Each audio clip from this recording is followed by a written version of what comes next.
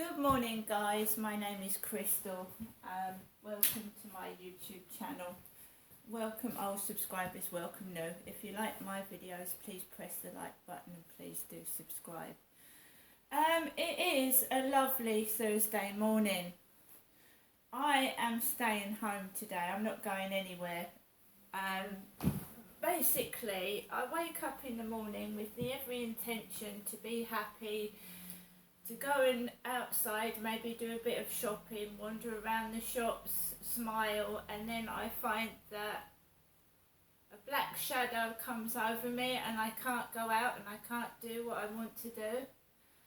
I don't know if it's depression or whatever, but I'll get up and I feel fine. I did a balloon video, I felt good. My mum rang the phone and I'm starting getting messages from a guy. It keeps pinging my iPhone and keeps pinging and I keep asking questions. What do I like wearing? What am I doing today? When would I like to meet them? And I find myself stuck indoors. This morning I got up and there was a message on my iPhone and they'd texted me about 7:10 this morning when I was actually still in bed. I got up about 8 a.m. So I obviously told you what I did this morning in my previous video. I've made myself another cup of coffee and I got ready to take Max out a bit earlier because I'm wary about the traffic on the road and park cars in car parks. And I wanted to get out when I thought it was less busy on the road. So I walked down Corey's Road where I live, which is in Rochester, Kent. My mother Jennifer lives in Chatham. So I walked down Corey's Road. My neighbour upstairs was the blue Ford Mondeo was parked outside Foley apartment where that old ginger-haired lady lives. She's a lot older than me. So I walked down the path, walked across the road where that bike near missed me yesterday, and then I walked around Common Creek Wharf and there was a little Chinese lady with a bucket hat on like Charlie wears, and she had what looked like my mum's baggy jeans on and a red coat. So I posted a picture of my mother Jennifer to Facebook, my mum, in a pair of really big jeans and a red cardigan because she's my mum and I like, you know, everyone likes to show their family. So this Chinese lady is very, very tiny. She's smaller than my mum. I would have said she was the height of the Queen when she was alive. So she had her back turned to me. She had a red coat on, a navy blue pair of jeans, baggy like my mother's. She had a pair of socks like my mum wears, and a pair of soft shoes. And she had her back turned to me and she was doing exercises. And there was another Chinese woman with grey hair in front of me, about 4'10". They're small Chinese women. And they were walking along Common Creek Wharf. So I walked along Common Creek Wharf and I was just walking along. And I just was enjoying the sunshine. I had my camera, I was going to take photographs, I was enjoying myself. I had my spray can of water because it's very, very hot out there and you can get dehydrated and feel faint. So I had my spray bottle of water. The builders were working on top of the building, over 55 flats. And already, because I'd seen someone in my mother's clothing, because they're trying to make out I'm an old lady and I'm not that old. I'm middle-aged, but I'm not old. There's a lot of life in me yet, and I want to meet other people, do different things, and things like that. So already I'm thinking like they're doing that again, dressing people up in my mother's clothes, sticking things out of their jeans back pockets, and you know, I've moved on.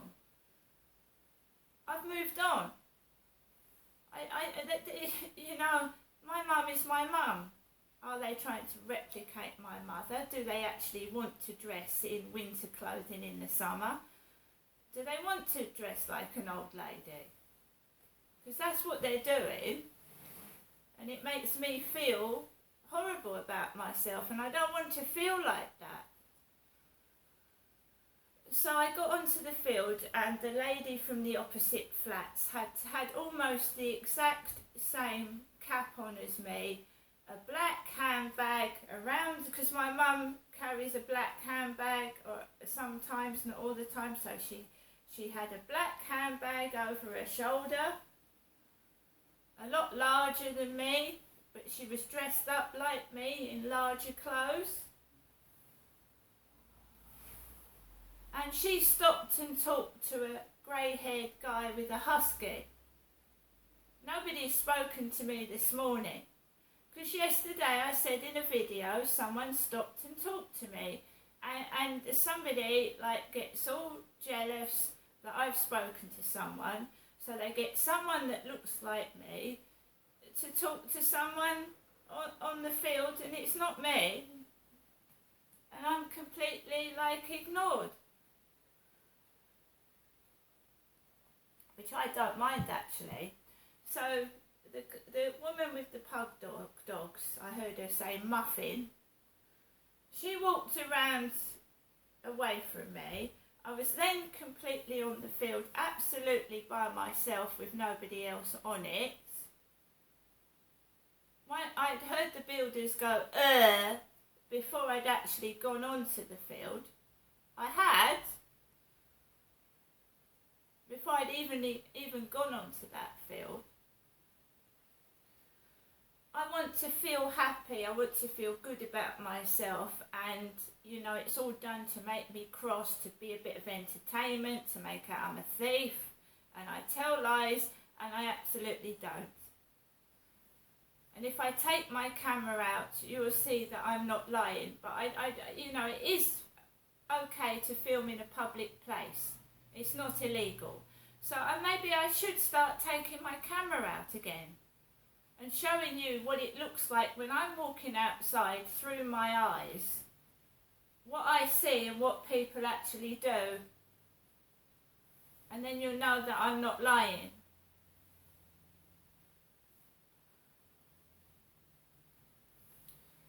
So, I stayed quite a bit of time on the field, relaxing, taking photographs, actually texting someone who was texting me, Crystal, on WhatsApp. And then I came off the field, there was a Warburton's lorry parked outside the co-op, and it had Jonathan on it. And if you remember, some months ago, I was having mail for a Jonathan Rose, who worked at Asda. And I kept sending the mail back to the post lady, and she knows Jonathan Rose doesn't live here. Because I keep giving the letters for Jonathan Rose back to the postwoman.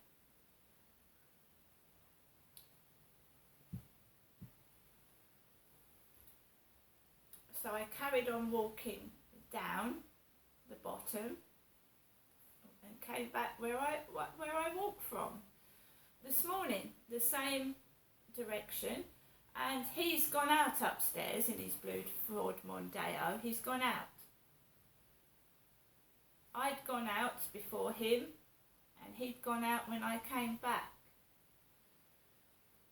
I've been watching Brian Harvey on YouTube because he hadn't uploaded a YouTube video for 2 weeks, and I was actually concerned about him because I'm a caring person, and he hadn't uploaded a video because he suffers from bipolar depression. I suffer from depression, and I do worry about people. I'm not a nasty person. So, I woke up this morning quite happy to see that Brian Harvey had uploaded a video, and I started to watch it before I left to take my dog out on the field this morning. And unfortunately, he's fallen out with Paula Mann. Paula Mann is a guy that was up in London outside the BBC building in a tent. Small little old fella who has got a channel about child abuse and things like that, what goes on. And Brian Harvey met Paula Mann up in London and they became friends. He invited Paula Mann back to his home and they seem to be getting on. But this morning he's fallen out with Paula Mann and he's talking about Paula Mann, and that's a shame because I've gone on to Paula Mann's channel and he just seems like a funny little old man with a funny laugh, and he seems to have gone through things himself and he's fighting his cause. It's a shame that they've fallen out, right? I do no harm to people. I try to help. I don't smoke, I don't drink, I don't take drugs. I believe someone is being a bully, they're being horrible. I do believe that I was almost run over twice this week. I think that I want to try to project a positive image and a positive feeling in myself and other people. But when someone every day has got to try and upset you, put you down and try to destroy you, it's hard to maintain that positive image. Excuse me, there is a dog screaming. That's next door's dog screaming past my doorway. I do apologise for that. It's a screaming dachshund. It's a screaming dachshund. I've already taken my dog out for a walk early this morning. It's a lovely dog. It just screeches.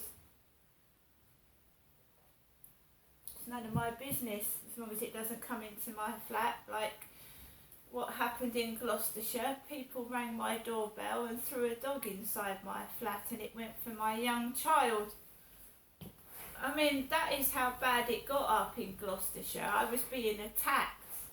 People would ring my doorbell and throw a dog inside my door. There was no YouTube videos back in 2008. I joined YouTube. I'm sorry, I'm shouting over a screaming dachshund. Screeching. Started my dog off.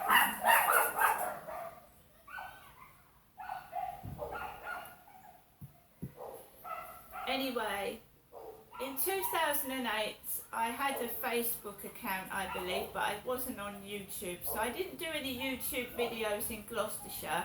I started YouTube when my father Derek bought me a tower computer from Hempstead Valley's Argus. That's when I started doing YouTube video. Someone's asked me what am I doing today, and I said I'm staying indoors. So we've got the dog chorus, and I won't be forced to go outside today. I'm going to enjoy the sunshine from the balcony.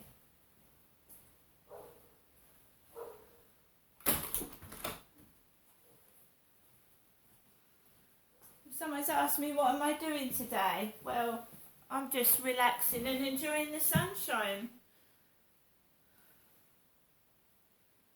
Because when I go into shops, what happens? I've got security following me about. G4S outside shops, like I'm some kind of violent thief.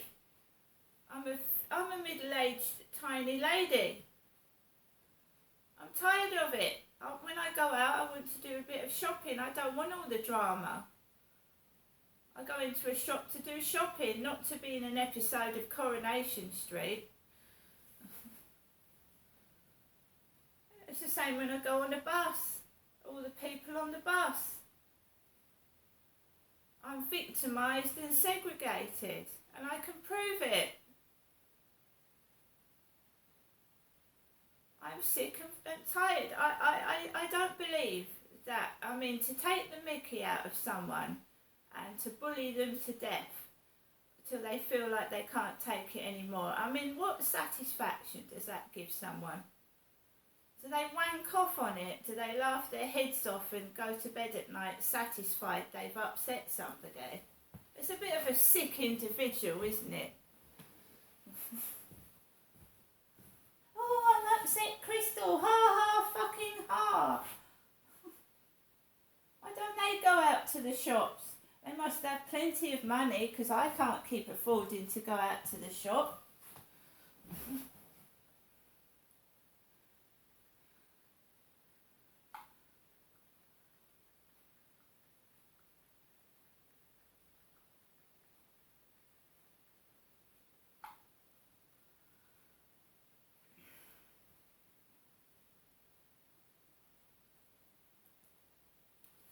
If somebody speaks to me the following day, if I mention it on YouTube that someone's actually spoken to me and I've had a conversation, the next day it's like I'm avoided like the plague. Well, that's fair enough. It's fair enough, I stay indoors.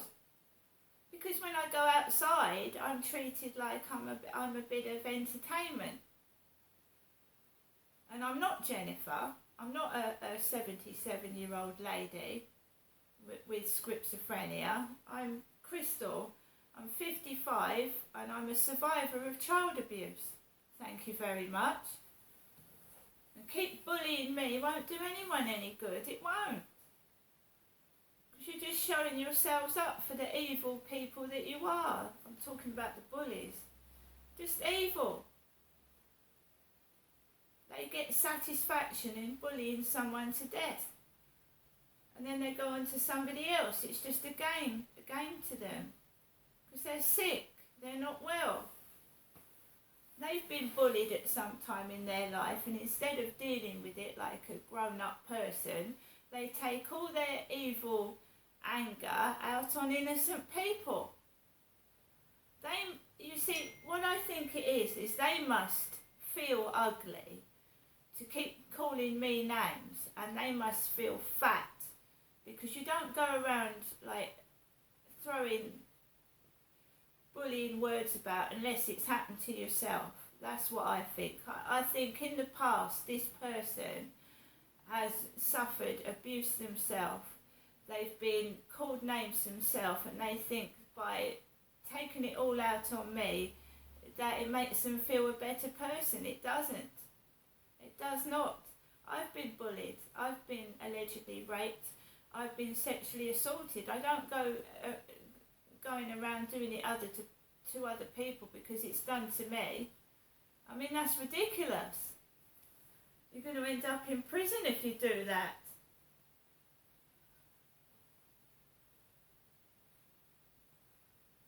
I mean, this is to the bully. Do you think you're clever? Do you think you're better? Do you think that it helps you being savage towards me? Does it help you feel better? Good. Because I am of some use, aren't I? If bullying me and your hatred helps you feel a better person, good. Good. Now I'm going to get on with the rest of my day. I don't need other people to make me a better person. I rely on my own instincts, my own judgments, and I mend my own furniture when it breaks. I replace my own belongings when they break, and I don't